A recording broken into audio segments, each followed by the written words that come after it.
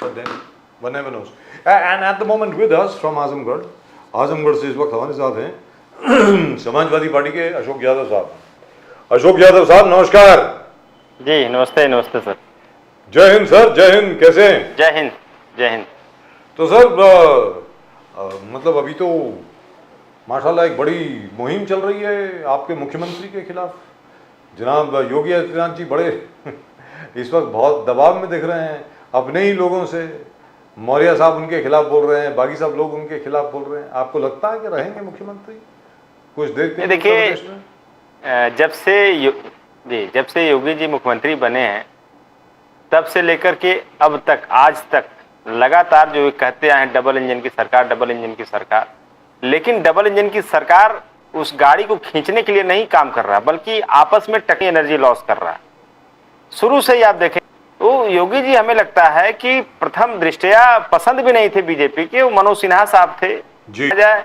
तो जब से वो मुख्यमंत्री बने हैं तब से आपने देखा होगा जैसे अखिलेश यादव जी ने अपना आवास खाली किया उसको गंगाजल से धुलवा दिए। एक नया इन्होंने नया मतलब काम करना शुरू किया कि अब उसको गंगाजल से धुलवाने का क्या औचित्य था समझ में नहीं आया किसी को। हम लोगों का यही मानना, लोग यही कहते हैं कि वो छुआछूत में विश्वास रखते हैं इसलिए जो है चूंकि पिछड़े जात के मुख्यमंत्री थे और इसीलिए उन्होंने गंगाजल से धुलवाया। तो ये सारी चीजें उनके मुख्यमंत्रित्व काल में बहुत सारी चीजें ऐसे देखने को मिली। आपने देखा होगा आज भी 69,000 सहायक शिक्षक भर्ती की एक प्रक्रिया हुई थी, आप लोगों को याद होगा जी। राष्ट्रीय पिछड़ा वर्ग आयोग ने कई बार उस पर आपत्ति जताई कि इसमें पिछड़ों दलितों के आरक्षण की लूट हुई है, लेकिन आज तक उसकी भरपाई नहीं हो पाई, आज तक उनके न्याय नहीं मिल पाया।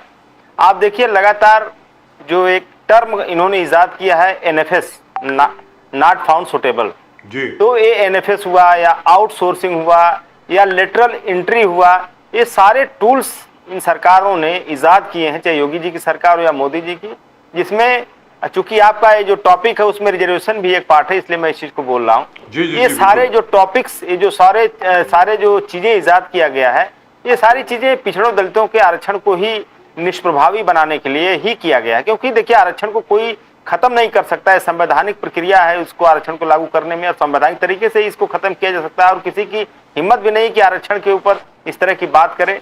तो वो निष्प्रभावी करने में विश्वास रखते हैं कि आरक्षण को खत्म नहीं करो, निष्प्रभावी कर दो। तो निष्प्रभावी करने के लिए आपको अभी एक KGMC का एक मामला है, सर्वेश वर्मा करके कैंडिडेट थे, वो MD के बाद DM एक डिग्री होती है, उसको लेकर के उसमें रिजर्वेशन नहीं होता है, लेकिन उनका इसलिए नहीं किया गया क्योंकि वो वर्मा थे, मतलब OBC जाति से थे, उनके आगे लिख दिया गया NFS। तो ये सारी चीजें, अभी इसके अलावा 3-4 एग्जाम्पल ऐसे हैं।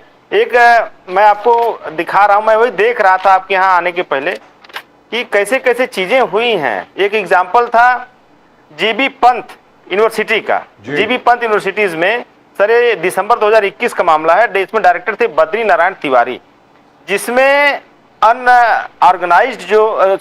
अनरिजर्व जो कैंडिडेट थे उनका API 91 था। API बोले तो एकेडमिक परफॉर्मेंस इंडिकेटर, तो 91% API वालों का सिलेक्शन हुआ जो अनरिजर्व थे। उसके बाद EWS का 81 जो API था उसमें भी सिलेक्शन हो गया। OBC का जो API रखा गया 93 और उसमें जो कैंडिडेट था उसको लिखा गया NFS। तो ये सारी चीजें जहां भी एक मिनट जनरल कैटेगरी में API was 91, OBC में 93 जी। ये कुछ गड़बड़ नहीं लग रहा आपको? नहीं सर, रिकॉर्ड के हिसाब से मैं बोल रहा हूँ। जी बताइए। रिकॉर्ड के हिसाब से मैं बोल रहा हूँ सर, मैं आपको पूरा चीज पढ़ के दिखा रहा हूँ। Appointment of associate professor and professor in the GB Pant social science institute दिसंबर 2021 का ये है, डायरेक्टर बद्री नारायण तिवारी, जिसमें UR अनरिजर्व का है API 91 सेलेक्टेड, इसको सर आप चेक कर लीजिएगा, और EWS का API 81 सेलेक्टेड, OBC API 93, उसके आगे लिखा NFS नॉट फाउंड सुटेबल। तो सारी चीजें रिजर्वेशन को बाईपास करने के लिए सरकार ले आई। तो ताकि आपने, अच्छा दूसरा एग्जांपल मैं आपको बता दूं, उत्तर प्रदेश में जो भी स्टेट यूनिवर्सिटीज में VCs का अपॉइंटमेंट हुआ सर, आप इस चीज को पता करिए उसमें विशिष्ट के अपॉइंटमेंट में पिछड़े दलितों का बिल्कुल जो नंबर है वो लगभग 0 है, 0। तो ये सारी चीजें रिजर्वेशन में, चूंकि भारतीय जनता पार्टी की सरकार यहाँ हो चाहे वहां हो, दिल्ली में हो, हर जगह यही काम किया गया। यादव जी, तो ऐसे यादव तो जी, सीरीज अमित शाह जी ने कल कहा कि अगर ओबीसी को किसी ने कुछ किया है तो मोदी गवर्नमेंट ने किया है। हमने कॉन्स्टिट्यूशनल रिकॉग्निशन दिया है ओबीसी समाज को। अमित शाह जी ने पूरे पीछे जाकर कहा कि नेहरू जी के वक्त से काका काले कर सब कमीशन था, उसको नजरअंदाज किया। 1918 में इंदिरा गांधी ने मंडल कमीशन को शेल्व कर दिया। 1990 में राहुल गांधी ने oppose OBC reservations even after giving a 2.5 hour speech.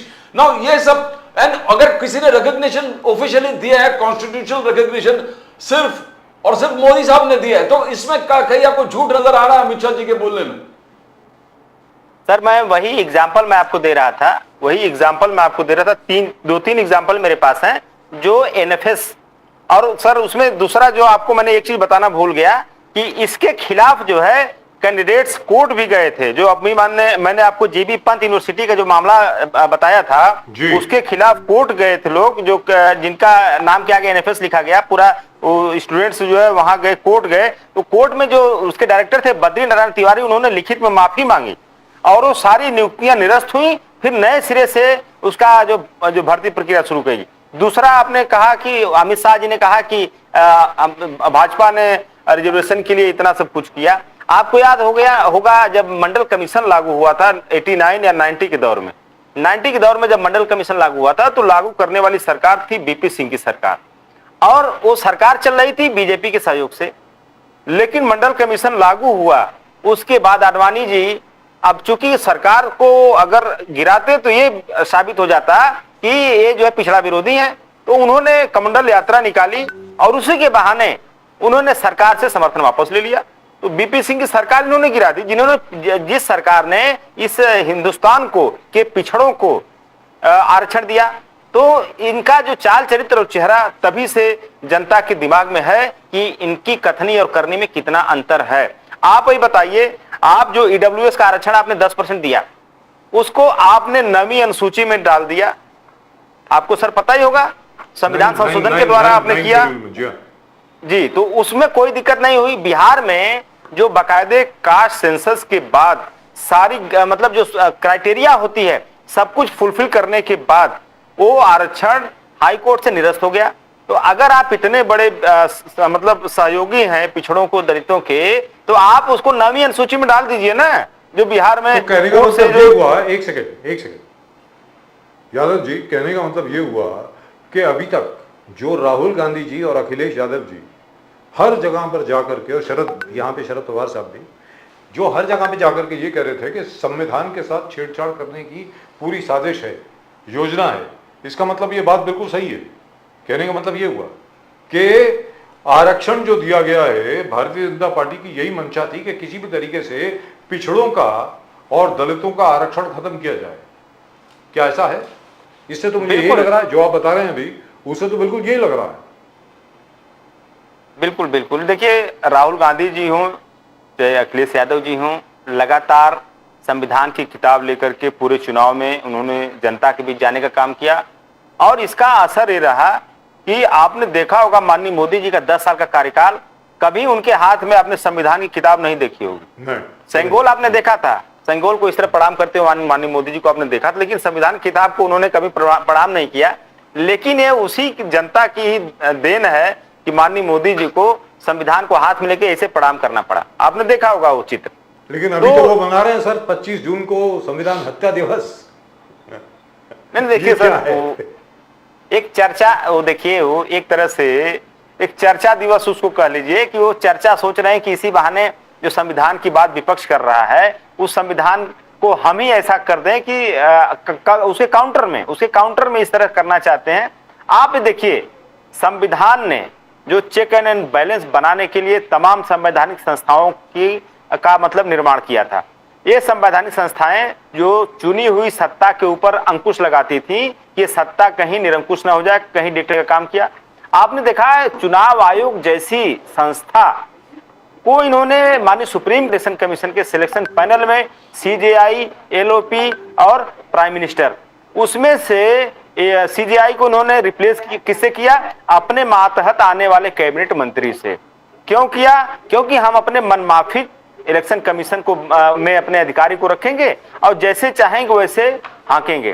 तो ये सारी चीजें इसी तरफ दिखा रहा था कि जो संवैधानिक संस्थाएं हैं उसको मोदी सरकार कुचल रही है, और इसी वजह से विपक्ष लगातार इस बात को करता रहा कि अगर ये सत्ता में आ गए फुल मेजॉरिटी से तो फिर ऐसी व्यवस्था कर देंगे कि संविधान को ही खतरा हो जाएगा। और इस बात को जनता ने प्रदीप जी, महसूस- लेकिन ये जो अभी यादव जी ने बताया, हर एक को ये बोल रहा है और काफी देर से ये चर्चा चल रही है कि selection of the election commissioner of India, the chief election commissioner of India, it was supposed to have the chief justice of India, chief justice of supreme court, the prime minister अंदर डाल दिया।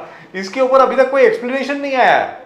अभी तक कोई भी Bharatiya Janata party से स्पष्टीकरण अभी तक नहीं मिला है। मतलब अजीब गरीब। हाँ प्रदीप जी, आप कुछ बोल रहे थे। नहीं नहीं, वो आप जो संविधान हत्या दिवस जो बोल रहे थे 25 जून, तो बार बार बीजेपी हाईलाइट कर रहा है कि इंदिरा जी के वक्त पर क्या हुआ नहीं था क्या? 1,40,000 लोगों को अरेस्ट हुआ किया नहीं था क्या? पूरे देश को एक जेल नहीं बनाया था क्या? 1 करोड़ से ऊपर लोगों का नसबंदी नहीं कराया था क्या? तो ये प्रश्न तो लोगों को मालूम हुआ था। तो क्या इसमें कुछ, आप तो विरोधी थे तब, इमरजेंसी में जो कुछ हुआ, आप भी जयप्रकाश नारायण जी के साथ मिलकर लड़े थे इमरजेंसी के खिलाफ, आप भी अरेस्ट हो चुके थे। तो इसमें डिफरेंस कहां पर आ गए कि अब साथ में और इमरजेंसी के आप तारीफ कर रहे हो या हत्या दिवस के खिलाफ बात कर रहे हो? देखिए, जो बातें आपने उठाई उस बात का विरोध या उस बात के प्रति डिसेंशन हमारा अभी भी है कि जो 25 जून 1977 के दिन जो संविधान जो 25 जून 1975 के दिन जो इस तरह का जो मतलब देश में आपातकाल थोपा गया वो गलत था। हम लोग आज भी उसको जस्टिफाई नहीं करते, हमारे किसी नेता ने उसको जस्टिफाई नहीं किया, क्योंकि वो एक घोषित आपातकाल था और जनता में एक था मैसेज था कि आपातकाल चल रहा है। लेकिन जो 2014 के बाद से जो व्यवस्था चल रही है एक तरह से अघोषित आपातकाल है। आप देखिए माननीय मोदी जी, कम्युनिकेशन का कितना गैप है। वो मोनोलॉग करते हैं, कभी डायलॉग नहीं किया उन्होंने, कभी मीडिया के सामने 10 साल में इंटरव्यू नहीं किया। लेकिन जब चुनाव आया इस बार, वो अपने कुछ सिलेक्टेड चैनल, कुछ सिलेक्टेड जो एंकर्स उनको बुलाते थे और इतना सवाल भी उनका, जवाब भी उनका, एंकर भी उनका, बस एंकर खाली दिखावे के लिए बैठता था। उन्होंने जब कहा कि मुझे तो कभी कभी लगता है कि मैं नॉन बायोलॉजिकल हूं, इसके बाद भी वो सीनियर एंकर बैठे थे सामने, बस खाली गर्दन हिलाने के अलावा उनके मुंह से एक सवाल नहीं उठा कि माननीय मोदी जी आप ये कैसे कर सकते हैं कि आप नॉन बायोलॉजिकल हैं। तो ये सारी चीजें जो माननीय मोदी जी ने किया, क्या वो आपातकाल से कम था? विपक्ष के नेताओं को ईडी सीबीआई के द्वारा टॉर्चर कराया गया, आज भी केजरीवाल जी जेल में हैं। लेकिन वही जो नेता जो लाखों करोड़ों रुपया, 70,000 करोड़ का आरोपी जो है अजीत पवार, चाहे हेमंत बिस्व शर्मा, शुभेंदु अधिकारी या ए सीरीज ऑफ इस तरह के लोग हैं जो करप्शन में इन्वॉल्व थे और यही लोग कहते भी थे, उसके बाद उन लोगों को अपनी सरकार में शामिल कराना, तो ये क्या आपातकाल नहीं है? आप विपक्ष के नेताओं को धमकी दे रहे हो। आपने जो इसके पहले जो सॉरी जो माननीय सुप्रीम कोर्ट ने जो चंदा लेने वाला इन्होंने कानून बनाया था, उस कानून को लेकर के माननीय सुप्रीम कोर्ट ने क्या कहा कि इलेक्टोरल बॉन्ड एक तरह से मनी लॉन्ड्रिंग को बढ़ावा देने वाला है। अब इलेक्टोरल बॉन्ड के अगर आप देखेंगे, उसमें रिसर्च करेंगे तो यही पाएंगे कि वो धमका के लोगों से पैसे लिए जाते थे भारतीय जनता पार्टी के द्वारा। तो यहाँ पर ईडी नहीं गई सर, यहाँ पर ईडी का इस्तेमाल नहीं हुआ। नहीं, यहाँ भी आपने देखा होगा कई ऐसे इंसिडेंट आपको मिलेंगे जो ईडी या इनकम टैक्स से छापे पड़े, उसके बाद उस फर्म से पैसे आए जी। क्योंकि अभी मैं उसमें डिटेल लिख है मेरे पास, अभी उसको थोड़ा टाइम लगेगा, लेकिन आप उसको अगर एनालिसिस करेंगे है वो है जी है उसमें कोई 10 के 15 ऐसी कंपनीज हैं, ऐसी को जी, उसमें कोई दो राय नहीं। लेकिन मेरा ये कहना है कि तो ये हो क्या देखिए साहब, सबसे बड़ी बात है इमरजेंसी 50 साल पहले हुई, 1975 की बात है। अब बार बार भारतीय जनता पार्टी हमेशा बार बार सीधा पंडित नेहरू के पास पहुंच जाती है, सरदार पटेल के पास पहुंच जाती है, पंडित नेहरू के पास, इंदिरा गांधी के पास, राजीव गांधी के पास। अब मेरा ये कहना है कि बार बार जब अखिलेश यादव जी भी, जब इनफैक्ट वो लोकसभा में बोल रहे थे अखिलेश जी, उनका भाई अभी की बात करो ना अभी आपने क्या किया है वो तो बताओ। जो पंडित नेहरू ने किया या इंदिरा जी ने किया या राजीव गांधी जी ने किया, उसके बारे में बात करने का क्या फायदा। तो ये क्या है, मुझे ये समझ में नहीं आया। और उधर भी अपने उत्तर प्रदेश में भी आप सीधा मुगलिया शासन पर चले जाते हैं, आप सीधा मतलब क्या है वो मोहम्मद घोरी और इस पे पृथ्वीराज चौहान पर चले जाते हैं। तो मतलब ये कुछ पहली बार हो रहा है शायद ये हिंदुस्तान के पूरे इतिहास में। सर बताएं। देखिए, इस चीज को जनता भी जानती है और सभी लोग जानते हैं कि एक तरह से जो बच्चा जब क्लास में परफॉर्म नहीं कर पाता है तो वो पिछले वाले के बारे में बात करता, बहुत पीछे चला जाएगा कि मेरे दादा ऐसे थे, मेरे मामा ऐसे थे, मेरे पिताजी ऐसे थे। आप सिर्फ और सिर्फ अपने मुद्दों, जो देश के जो मूलभूत मुद्दे हैं उनसे ध्यान भटकाने के लिए आप नेहरू काल में चले जाएंगे, आप पटेल काल में चले जाएंगे, पता नहीं कितने एरा में चले जाते हैं पीछे। लेकिन इससे क्या फर्क पड़ता है। आप नेहरू जी के कार्यकाल में अगर कोई नियम लगा था या कोई भी गलत सही काम हुआ था तो उसको लेकर के आप बच नहीं सकते। आप 10 साल से सत्ता में हैं और हर चीज के लिए आप ये नहीं कर सकते कि इसके लिए जो नेहरू जी जिम्मेदार हैं। आप देखिए, उत्तर प्रदेश की बात मैं करना चाह रहा हूं। उत्तर प्रदेश में paper leak, series of paper leak, एक दो नहीं, सीरीज ऑफ पेपर लीक हुआ। और उसके बाद जब इनके लोग से पूछा जाता है, नेताओं से, तो कहते हैं समाजवादी पार्टी के कार्यकाल के लोग हैं, नेक्सस है, वो वही लोग पेपर लीक करवा रहे हैं। तो आप 10 साल से क्या कर रहे हो? 10 बरस से आप 10 साल से क्या कर रहे हो? आप अगर देखेंगे, इस पे भी अगर थोड़ा सा रिसर्च करें पेपर लीक वाले पे, तो जो गुजरात की कंपनी थी एडुजेस्ट कंपनी जी, जो विनीत आर्या, उसके जो मालिक कह लीजिए या कोई सबसे जो बड़े अधिकारी थे, सीईओ वगैरह, वो विनीत आर्या को तब तक एसटीएफ उत्तर प्रदेश की हाथ पे हाथ धरी बैठी रही जब तक वो अमेरिका नहीं चला गया। आप उत्तर प्रदेश में कांस्टेबल की भर्ती कराते हो एडुजेस्ट कंपनी, गुजराती कंपनी से। उत्तर प्रदेश में नहीं कंपनी है क्या पेपर जो करा मारने वाले? आप कांस्टेबल की भर्ती क्यों एडुजेस्ट से करवा रहे हो? वो भाग गया, उसके बाद एसटीएफ हाथ पे हाथ, उसके बाद तब लाठी पटकना शुरू किया। वो कहां गया, कहां के विनीत आर्या? आप देखिए, उत्तर प्रदेश में ही इनके जो सुहेल देव भारतीय समाज पार्टी के विधायक बेदीराम ने ऑन रिकॉर्ड, ऑन कैमरा बोला कि हमने बहुत सारे लोगों की नौकरियां लगाई, पैसे वापस करने मांगने के लिए कुछ कैंडिडेट गए थे। उन्होंने क्या कहा कि नहीं नहीं, देखो, पास कराने की जिम्मेदारी हमारी है, नौकरी दिलाने की जिम्मेदारी हमारी नहीं है। दूसरे मंच पे ओम प्रकाश राज सबूत होने के बाद योगी जी की सरकार ने न तो बेदीराम के ऊपर कोई एक्शन लिया, न तो ओम प्रकाश राजभर जी के ऊपर कोई एक्शन लिया, न तो अभी तक पेपर लीक कराने वाले किसी माफिया घर बुलडोजर भी नहीं चला, न तो कोई कार्रवाई हुई। और उसके बाद वो कहेंगे कि समाजवादी सरकार के कार्यकाल का नेक्सस अभी तक चला आ रहा है। तो ये हास्यास्पद बातें हैं और जनता भी इतना अशोक जी, बट अभी कोई रिबेलियन नहीं, कोई विद्रोह नहीं, सब विद्रोह थम गया है, कोई रिबेलियन नहीं होगा। योगी आदित्यनाथ 2027 तक चीफ मिनिस्टर रहेगा और जो लोग योगी आदित्यनाथ के साथ है वो बोल रहे हैं कि योगी आदित्यनाथ जब जाएगा सीएम पद छोड़कर, जब वो पीएम बनेंगे, तो क्या प्रधानमंत्री मटेरियल बन गया है? क्या पूरा उत्तर प्रदेश ये मानता है कि योगी आदित्यनाथ आज के तारीख में अगर कोई मोदी जी को रिप्लेस कर सकता है, वो next in command Yogi Adityanath ji है? क्या उनका कार्य कौशलता पूरे उत्तर प्रदेश में, एडमिनिस्ट्रेशन में, उत्तर प्रदेश में इस स्तर का पहुंचा है कि लोग उनको मानने लगा कि अगला प्रधानमंत्री कोई होगा तो योगी आदित्यनाथ होगा? क्या ये वातावरण है यूपी में? देखिए, जो अगर एडमिनिस्ट्रेशन की आप बात करेंगे तो एडमिनिस्ट्रेशन का कौन सा क्वालिटी है उनके अंदर हम लोग समझ नहीं पाए। क्या बुलडोजर का प्रयोग करना एक एडमिनिस्ट्रेशन है? क्या किसी के पैर में गोली मार देना एडमिनिस्ट्रेशन है? एडमिनिस्ट्रेशन की जो स्किल होती है ये नहीं होती है। एडमिनिस्ट्रेटिव स्किल जो होती है वो लोगों को बीच में जाकर के, हमारे लोगों के बीच में जाकर के उनके समस्याओं का निदान करने में एडमिनिस्ट्रेशन झलकता है। आपको अपने जनता के लिए कैसे सुविधाएं प्रोवाइड कराना है, एडमिनिस्ट्रेशन उससे झलकता है। आपको लॉ एंड ऑर्डर मेंटेन करने के लिए जो सरकारी मशीनरी है, जो कानूनी दायरे हैं, उन कानूनी दायरे में रह करके आप अगर कानून व्यवस्था को मजबूत बनाते हैं, उसको सुदृढ़ बनाते हैं, ये गुड एडमिनिस्ट्रेटर की पहचान है। लेकिन आप अगर ये सोचेंगे कि हम बुलडोजर चला के ये हो जाएगा, बुलडोजर अपनी रैली में लगा देंगे, बुलडोजर से घर गिरा देंगे किसी का, तो हम हो जाएंगे गुड एडमिनिस्ट्रेटर, ऐसे नहीं होता है। हमारे राष्ट्रीय अध्यक्ष अखिलेश यादव जी 5 साल सरकार में थे, उन्होंने इस चीज को कहा, इस बात को कहा, करप्शन को अगर रोका जा सकता है तो टेक्नोलॉजी से ही रोका जा सकता है।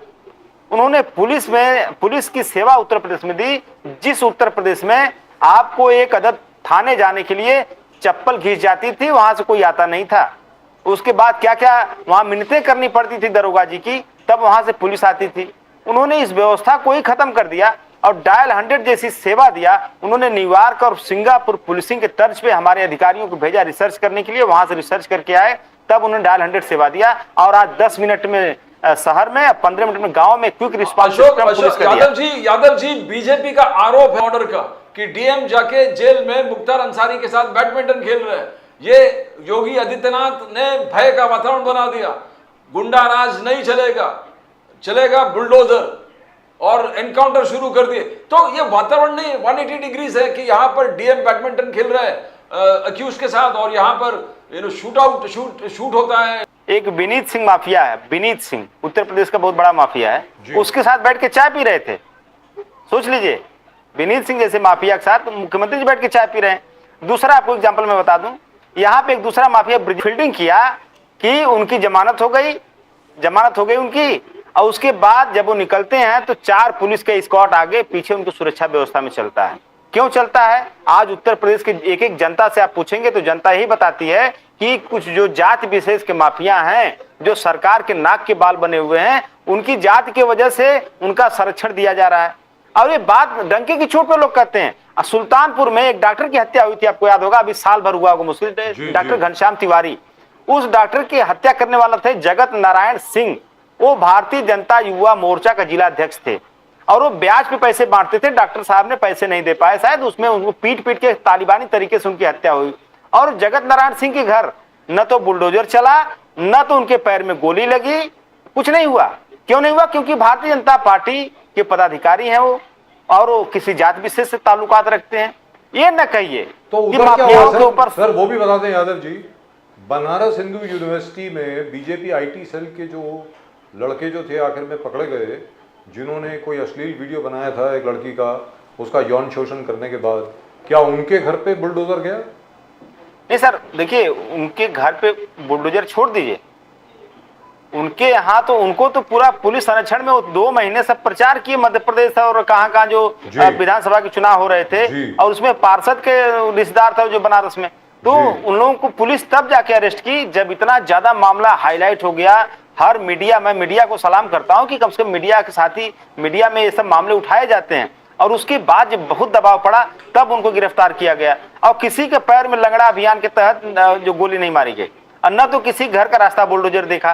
तो ये सारी चीजें, किसी का एनकाउंटर हुआ, वही मैं कर रहा हूँ सर, वही मैं कर रहा हूँ। तो ये सारी चीजें हो रही, तो जनता जान रही है कि इस सरकार में जो बुलडोजर, अभी संजय निषाद ने कहा ना कि आप गरीबों के घर पे, पिछड़े के घर पे बुलडोजर चलाओगे तो आप सोचोगे उनसे वोट भी मिल जाए। आप बुलडोजर चलाते, अजय मिश्र टेनी का लड़का जो किसानों के ऊपर थार चढ़ा दिया था, उतना विभत्स नजारा हिंदुस्तान में कोई नहीं देखा होगा। उस नजारे के बाद भी अजय मिश्र टेनी घर का रास्ता बुलडोजर नहीं देखा, उनके यहाँ किसी का पैर में गोली नहीं लगी। तो लोगों को लगता है कि इनका जो बुलडोजर जस्टिस है या इनकाउंटर जस्टिस है, ये सिर्फ और सिर्फ गरीबों के लिए है। इनके जो खास लोग हैं उनको बचाता है बुलडोजर जस्टिस। अशोक यादव जी, लेकिन प्रदीप जी ने जो आपसे सवाल पूछा उसका जवाब दिया नहीं आपने। कौन सा सर? क्या योगी आदित्यनाथ जी असल में भारतीय जनता पार्टी के प्रधानमंत्री पद के उम्मीदवार हैं? देखिए सर, ये सवाल मुझे लगता है कि भारतीय जनता पार्टी का इंटरनल मामला है। अभी इसका जवाब मुझे लगता है कि कहीं ये बात तो नहीं है, कहीं ऐसा तो नहीं है, क्योंकि ये बात बीजेपी में बहुत ज्यादा प्रचलित हो गई, इसकी वजह से योगी आदित्यनाथ जी को वापस गोरखपुर भेजने की तैयारी है, कहीं ऐसा तो नहीं? देखिए, ये लोग हमारी सरकार में, जब अखिलेश जी की सरकार थे तो कहते थे 5-5 मुख्यमंत्री हैं यहाँ पे, 5-5 मुख्यमंत्री जुड़ाते थे, किसको किसको, चाचा को और किसको किसको जी। अब ये बताइए कि इस योगी सरकार में क्या स्थिति है? यहाँ पे एक आरएसएस है, एक अमित शाह जी हैं, एक योगी जी का ग्रुप है, और एक उनका केशव प्रसाद मौर्य जी का ग्रुप है, एक ब्रजेश पाठक जी का ग्रुप है।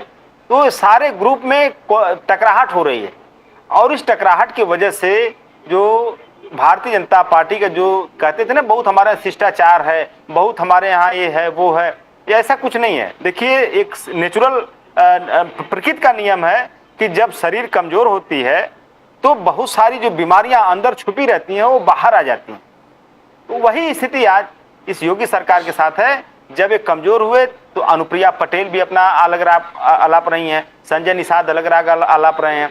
सबसे बड़ी बात, रोचक बात है मोदी सिंह जी का, जिन्होंने कहा कि हमारे 42 साल के राजनीतिक करियर में इतना भ्रष्टाचार हमने नहीं देखा था जो योगी सरकार में है। तो ये सारी चीजें इस तरफ इस चीज को दिखा रही हैं सर कि योगी जी एक अच्छे प्रशासक नहीं साबित हुए।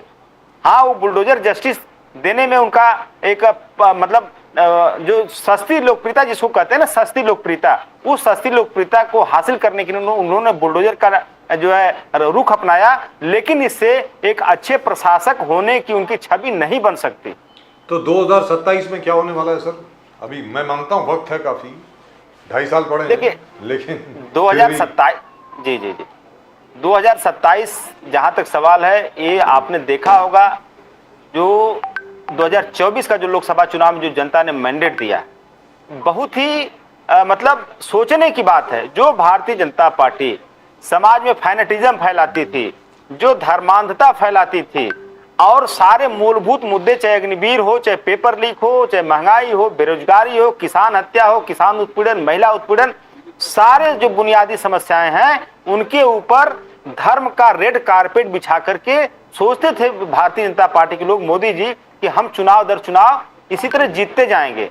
छद्म राष्ट्रवाद और धर्मांधता, फैनेटिज्म और जिंगोइज्म, तमाम ऐसी चीजें। लेकिन जनता ने दिखाया, उसने अयोध्या हराया, बद्रीनाथ हराया और नासिक हराया, रामेश्वर हराया, रामटेक हराया, सारे धार्मिक जगहों से इनको हराया। और जनता ने कहा कि आपको सरकार हमने चुना है, आप हमारी समस्याओं पे ध्यान दीजिए। पूजा पाठ हम लोग कर लेंगे अपने अपने भगवान लोगों का, पूजा पाठ में कोई दिक्कत नहीं है, लेकिन आप अगर बहकाने के लिए धर्म का सहारा लेंगे तो ये नहीं चलेगा। शंकराचार्य लोगों ने भी आवाज उठाई थी, आपको याद होगा 22 जनवरी को जो प्राण प्रतिष्ठा कार्यक्रम चल रहा था, उन्होंने भी कहा कि पॉलिटिकल गेन के लेने, पॉलिटिकल वेटेज के लिए मंदिर का अधूरा मंदिर का उद्घाटन किया जा रहा है। तो ये सारी चीजें दिखा रही हैं कि 2027 में योगी सरकार को यहां से विदाई का टिकट अभी जनता ने काट के दे दिया, बस खाली 27 में उनके हाथ में पकड़ाएगी टिकट कि जाइए आप अपना दूसरा काम करिए कोई। और अभी चलते चलते आखिरी सवाल, अभी शायद 10 असेंबली चुनाव होने वाले हैं सर अभी जी। 10 असेंबली बाई इलेक्शन है, जिसमें 5 आपकी हैं, 5 बाकी लोगों की है। उसमें क्या होने वाला है सर? रिजल्ट वही आएगा जो अभी बाई इलेक्शन में आया कि जरा अलग होगा? वैसे ही है, वैसे ही है, सेम वैसे ही जो बाई इलेक्शन में आया है। 13 में से 2 भाजपा ने जीता, 1 निर्दलीय ने जीता, 10 इंडिया गठबंधन ने जीता जी। कमोबेश यही स्थिति इन उत्तर प्रदेश के 10 जो उपचुनाव हैं, इनमें भी वही रेशियो आपको मिलेगा। ये मैं डंके की चोट पे कह रहा हूँ। क्या बात है साहब, बहुत बहुत शुक्रिया आपका अशोक यादव जी, आजमगढ़ के साथ हमारे साथ जुड़ने के लिए आपका बहुत बहुत धन्यवाद। Thank you so much sir. जय हिंद। जय हिंद। जय Hind sir. But really speaking, there's a lot of talk that there's a plan to send Yogi Adityanath back to his mutt. और the Prime Minister. कि वापस गोल और आप जो बोल रहे हैं ना प्रदीप जी, जान के जो आप बोल रहे हैं ना, ये सब लोगों ने यही बोल के बेचारे योगी आदित्यनाथ जी की स्थिति में तकलीफ लाती है। आप नॉर्मल एक बीजेपी वोटर को पूछो कि who is the next capable prime minister? They always say Yogi Adityanath. And I agree. Everybody, majority will tell you that Yogi Adityanath is our next choice. And his followers are saying he will be replaced as a CM only if he is going to be a prime minister. When he becomes PM. Yes, exactly, sir. Exactly. Right, now at the moment with us, Mr. Pramod Sinha of the RJ.